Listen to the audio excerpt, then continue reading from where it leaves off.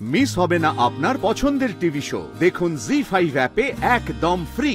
আমি তোর সামনে হাত জোড় করছি রে দাদা, এখানে দাঁড়িয়ে না আর কোনো ঝামেলা করিস না, প্লিজ চলে যা এখান থেকে, প্লিজ।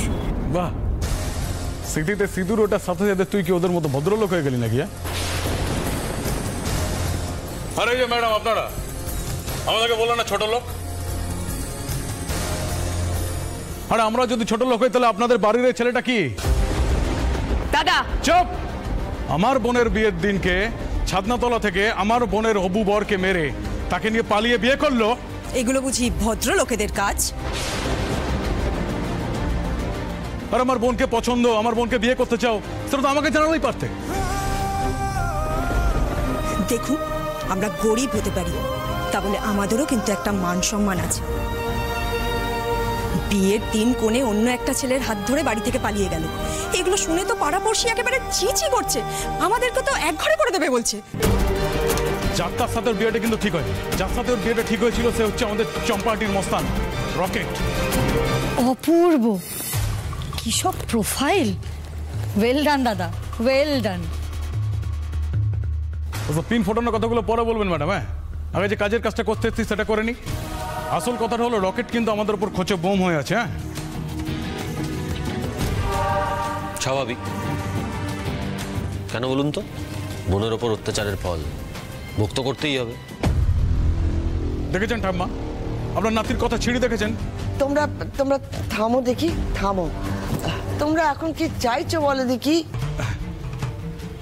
এই জন্য বলে জানেন তো, মানে বয়স্ক লোকেরা সংসারে থাকলে সংসারে খুব শান্তি বজায় থাকে। এতক্ষণে আপনি একটা ভদ্রলোকের মতো কথা বলেছেন। বেশি না, 2 লাখ।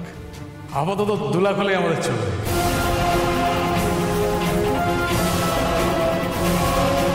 2 লাখ টাকা? এটাই ভাবছিলাম, বুঝলি, এই কথাটা কখন পারবে। এর জন্য তো এত কিছু না। নিজেদের জন্য কি আর চাইছি? আসলে পাড়া প্রতিবেশী এমন ভাবে ক্ষেপে আছে যে তাদের তো মাথা ঠান্ডা করতে হবে নাকি। আর রকেট তো যে কোনো সময় আমাদের উপর চড়াও হতে পারে না, তাই পাড়ার সব লোককে হাতে রাখতে হবে না? আপনিই ভাবুন, আমরা না হয় নিজেদের লোক, একটু ভুল ত্রুটি হলেও সেটা ক্ষমা ঘেন্না করে দেব, কিন্তু বাইরের লোক তো আর সেটা মানবে না, তাই না?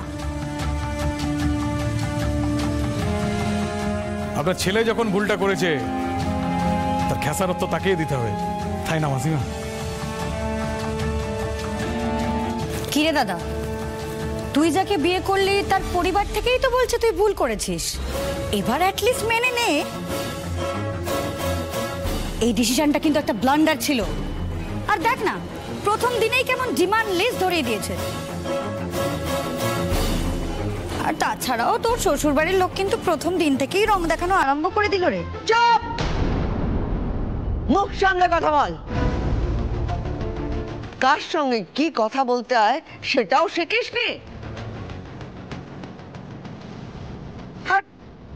তুই সম্পর্কটা ভুলে গেছিস? ও তোর বৌদি হয়। দূর, নিকুচি করেছে এরকম বৌদি। শোনো ঠাম্মি, আমি এরকম ধাপ্পাবাজ ছেলে ধরা মেয়েকে নিজের বৌদি হিসেবে মানি না। জি5 ডাউনলোড করুন আর সব এপিসোড দেখুন একদম ফ্রি।